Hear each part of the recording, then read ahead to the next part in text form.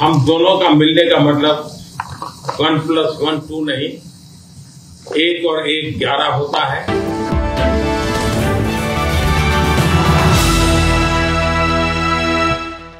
বৃহস্পতিবার ওয়াশিংটন ডিসিতে ভারতের প্রধানমন্ত্রী নরেন্দ্র মোদীর সঙ্গে দ্বিপাক্ষিক বৈঠকের আয়োজন করা হয়েছিল। বৈঠকে উপস্থিত ছিলেন এলন মাস্ক, ইতালির প্রধানমন্ত্রী মেলনি ছাড়াও উপস্থিত ছিলেন বিভিন্ন রাজনৈতিক ব্যক্তিবর্গ।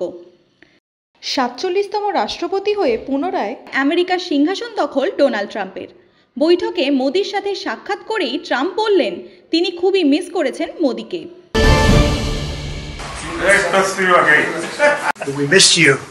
We missed you a lot. Here's some of our friends.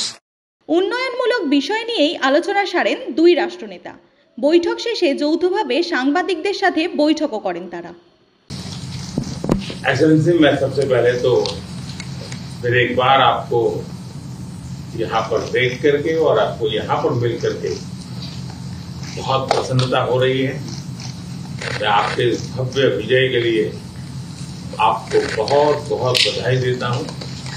न सिर्फ मेरी तरफ से, 140 करोड़ भारतवासियों की तरफ से आपको मैं बहुत बहुत बधाई देता हूं और बहुत बहुत शुभकामनाएं देता हूं। ये बहुत ही सुखद संयोग है कि भारत की जनता ने 60 साल के बाद किसी प्रधानमंत्री को तीसरी बार लगातार देश की सेवा करने का अवसर दिया है।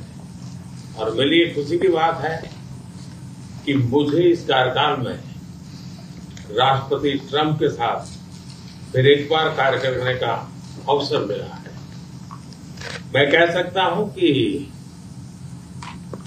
राष्ट्रपति ट्रंप के पहले 4 वर्ष का मेरा जो अनुभव था, जो गर्मजोशी थी, जो उत्साह था, जो विश्वास था, वही गर्मजोशी, वही उत्साह, वही विश्वास के साथ हम फिर एक बार साथ मिलकर के आगे बढ़ेंगे।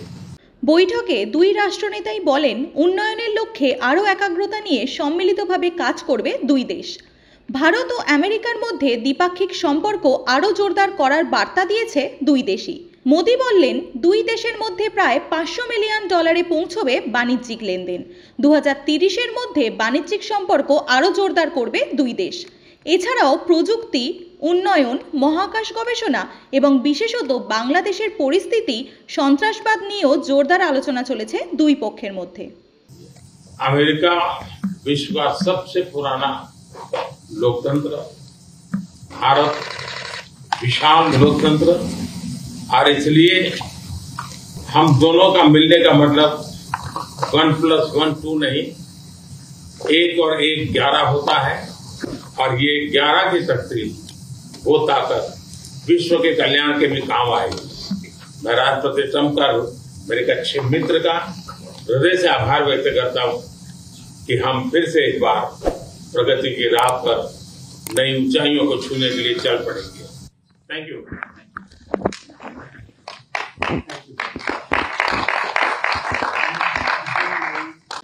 তবে এই বৈঠক নিয়েও রাজনৈতিক মহলে শুরু হয়েছে চাপানোতর। দুই দেশের এই বাণিজ্যিক লেনদেনে বিশেষজ্ঞদের মত, ভারতের উপর যখন তখন ভার সৃষ্টি করতে পারে ট্রাম্প।